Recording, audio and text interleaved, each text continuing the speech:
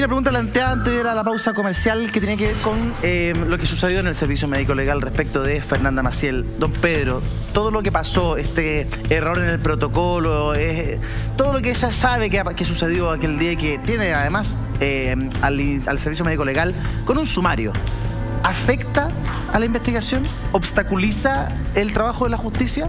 ¿Qué cree usted? Mire, afortunadamente no.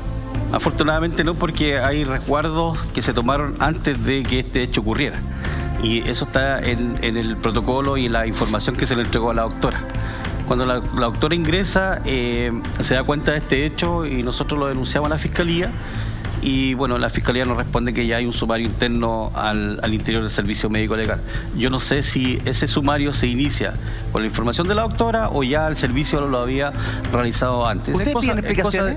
Cuando se encuentran con esto, claro, ¿piden explicaciones ahí mismo? ¿Qué pasó acá? Le pedimos explicaciones por escrito a la fiscal, que es la encargada del cuerpo.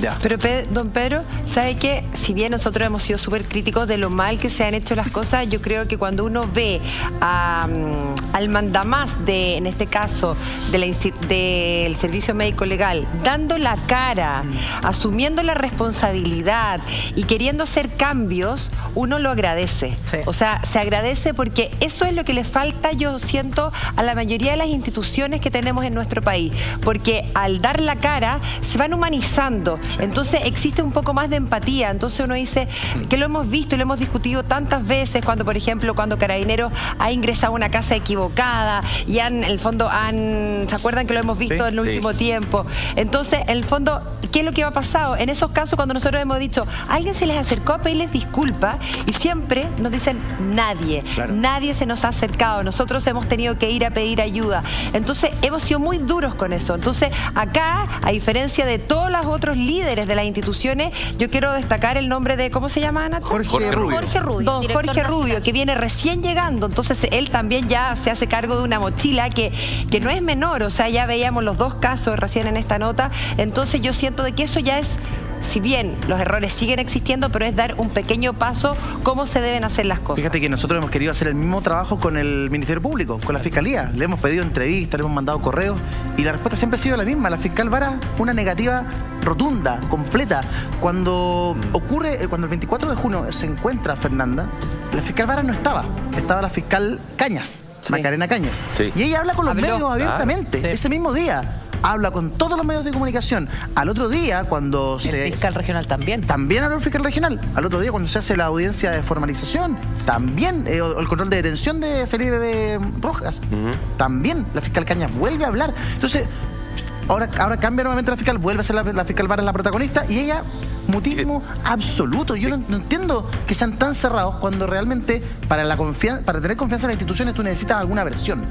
¿Por qué pasa eso, Carlos? ¿Por qué una fiscal... O sea, en la audiencia el jueves hablaron todos, menos la fiscal, ante los medios? ¿Por qué se determina eso? No hay una determinación especial. Muchas veces los fiscales regionales pueden decir esta causa que hay que tener más cuidado, no hablar, pero normalmente si el fiscal adjunto resuelve hablar, la causa es de él y va a hablar normalmente. En este caso hay muchas que ver con la personalidad de la fiscal, tiene que ver también con lo mediático del caso y tiene que ver con las consecuencias de las pruebas o de las evidencias que puedan tener. Y ahí es muy importante lo que estaban diciendo. Normalmente cuando se están cuestionando algunas pruebas, los fiscales tienden a no hablar y esperar el resultado de aquellas para después hablar. Pero seguro. El director del Servicio Médico Legal, en su honesto ejercicio, dijo algo que a mí me llamó mucho la atención. Él dijo, solo el 6% del trabajo del servicio médico legal tiene que ver con tanatología o con ciencia forense, como el saber realmente qué fue lo que pasó, hacer pericias para entender bien qué fue lo que pasó. Y yo digo, el servicio médico legal, que es el órgano rector del país en esta materia, solo el 6% tiene que ver con eso. Estamos cojos en ese sentido, Pedro. Necesitamos fortalecer esa parte del servicio médico legal. Hemos visto casos tremendamente históricos y polémicos en Chile en el que no se han hecho autopsias habiendo informes de autopsia, después hacen exhumaciones, no, en realidad aquí nunca se hizo nada. Sí. O causas que son impresionantes. O sea, yo te contaba el otro día lo que me contó el perito criminalístico Carlos Collao, que fue un hecho que sucedió en el sur de nuestro país el año 2004 puntualmente, que fue uno de sus primeros trabajos en la Policía de Investigaciones, que era reconocer a una persona que había fallecido. Exhuman el cuerpo porque había sido enterrado como NN, y lo primero que les llama la atención es que estaba vestido. El que esté vestido significa que no le habían realizado ningún tipo de exámenes ni autopsia. Claro. Que además estaba con el vínculo en su cuello, y que una persona que había sido catalogada NN le mete la mano en el bolsillo y estaba el carnet de identidad. Imagínate. Algo tan simple, tan sencillo. Y le hicieron las pruebas, las huellas dactilares, y comprobaron de inmediato que era la persona del carnet de identidad que tenía en el bolsillo. Entonces, don Pedro, ahí me gustaría su opinión. Mira, en todos los organismos hay protocolos que están establecidos, están escritos, y de esa forma se funciona. Yo a raíz de este caso he conversado mucho con la doctora Cerda, quien es, o sea, no porque esté en este caso y nos esté ayudando a nosotros, sino que porque es una eminencia en este ámbito. Y ella comúnmente está señalando esta falta de protocolo o falta de actualización en los protocolos. Y yo creo que ese es el grave problema que existe. Yo no tengo vínculo con el servicio médico legal, no, solo estoy hablando de lo que la doctora Cerda me comenta, más lo que he visto en este caso de Fernanda. Yo creo que aquí hay serios problemas de antigüedad en la forma de realizar las pericias, o se quedaron en el pasado. A veces nosotros tenemos modernidad en las leyes, modernidad en los reglamentos, pero sigue la misma gente trabajando. Y esa gente es reacia a ir incrementando sus conocimientos o hacer las cosas distintas. A mí me llama la atención lo que dice don Pedro Díaz, porque yo le hice esa consulta precisamente.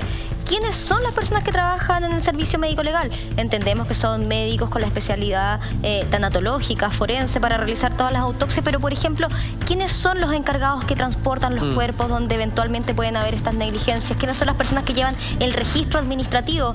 Y él hace un llamado sumamente honesto. Es por eso que no se trata acá de hacer un lavado de imagen bajo ningún caso, sino que se trata de exponer al menos los antecedentes que tenemos sobre la mesa, y que por primera vez tenemos a un responsable exponiendo que van a hacer una investigación, pero también reconocen ciertas falencias. Y acá incluso en la entrevista le hace un llamado a la doctora Carmen Cerda, de manera muy honesta y de forma abierta. Él me dice que falta que haya una ampliación en temas de docencia que respectan a este caso. Recordemos nosotros que hace un tiempo se cerró incluso la carrera de criminología, yo se lo recordaba en la entrevista, y él me decía, es que faltan profesionales, dotados realmente con responsabilidad y con vocación para entender que el trabajo de ellos es sumamente delicado. Y le hace un llamado a la doctora, porque la doctora es una de las pocas personas con tal nivel de expertise que trabaja en el área de las docencias, precisamente en las universidades haciendo clases. Y la doctora lo denunció cuando vino la primera vez a Hola Chile. A mediados de los 80 se cerró la carrera. Entonces en Chile no hay tantos profesionales en la materia, lo que dificulta que hoy día tengamos real investigación general. Sí, voy a complementar lo que dice Ignacia. Yo he tenido conversaciones bastante largas con la doctora para poder entender el fenómeno de lo que está pasando en cuanto a la debilidad pericial. Y ella es súper categórica. Aquí hay que hacer una reingeniería del sistema pericial en Chile. Y eso significa poder homologar con lo que se está haciendo en otros lugares del mundo. Y pasa por especialización y acreditarse, tanto las instituciones como los peritos, por una acreditación externa. Y sobre eso, controles cruzados. No puede existir un órgano autónomo sin el control inmediato de otro órgano, porque si no se producen estas aberraciones que están. Entonces, por lo tanto, si tenemos un órgano colegiado donde participa el Ministerio Público, los peritos de las policías, más el Servicio Médico Legal, vamos a tener un órgano potente y contundente, bajo la dirección de alguien que sepa y tenga las competencias. Fíjense que una de las características que a veces a nosotros se nos va, el país crece y se queda en una mirada meramente economicista. Y le importa eso, pero no se da cuenta que ese crecimiento conlleva otras cosas. Al haber más población, por supuesto que el nivel de personas que de decesos aumenta. Entonces, esta tasa de decesos, por causas naturales, por causas normales o por por autoría de terceros, es distinto a lo que ocurría en los años 90 y es distinto a los años 80, por dos razones fundamentales. La primera, el crecimiento poblacional de Chile. Eso conlleva también que va falleciendo un número de personas cuya tasa va creciendo. Lo segundo, que Chile, habiendo salido de una experiencia de lo que significó el máximo requerimiento del servicio médico legal, no haya mantenido ese tranco modernizador. Me explico. Fue muy importante para esclarecer y algunas de las desapariciones, muertes, decesos de personas ocurridas en el régimen militar. Eso fue muy importante, el servicio médico legal. Pero después parece que, satisfecho eso, o por satisfacer plenamente eso, cayó el interés en el servicio médico legal. Cayó. Y esto es la prueba de que cayó.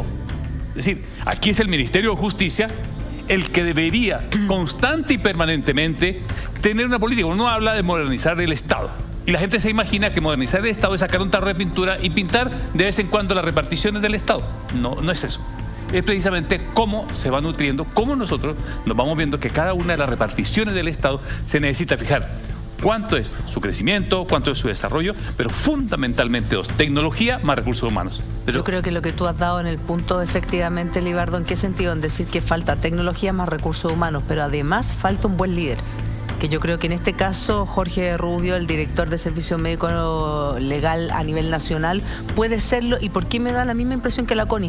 Porque me gusta la gente transparente. Y frente al requerimiento de entrevista de Ignacia, él nos contó y no tuvo pelo en la lengua y no hizo reparo a la hora de hablar, no solo el caso de Fernández, sino también de Sergio Marza. Revisemos parte de sus declaraciones. Vamos a revisarlas ahora en un momento más. Carlos, ¿tú querías...? Sí, lo que pasa es que un problema en un protocolo no debe significar que toda la pericia se cae, y eso es importante. El problema en el protocolo específico hay que tener en cuenta, yo creo que ahí es donde está lo que dice el director del Servicio Médico Legal, pero no sé si se ha quedado tan atrás el Servicio Médico Legal. ¿Tiene protocolos más actualizados? ¿Tiene muchos más recursos que antes? Sí. Pues los operadores, y siempre yo digo, hago la distinción, los operadores versus el sistema. Hay operadores que se equivocan, en este caso pueden haberse equivocado, pero también está bien acotado, porque si no, va a significar que este manto de duda que se puede generar inclusive por nosotros o por otras personas, lo tome también la defensa. Claro. Y diga, ¿sabe qué? Esa pericia no está de acuerdo a los patrones internacionales. Muchas veces nosotros, o muchas veces la defensa ha tomado, por ejemplo, la credibilidad del relato de los menores de edad. Sí. Que se hace en el servicio médico legal y se cuestionan a nivel internacional. Por lo tanto, eso tiene que ir avanzando, pero va avanzando de acuerdo, va avanzando la ciencia.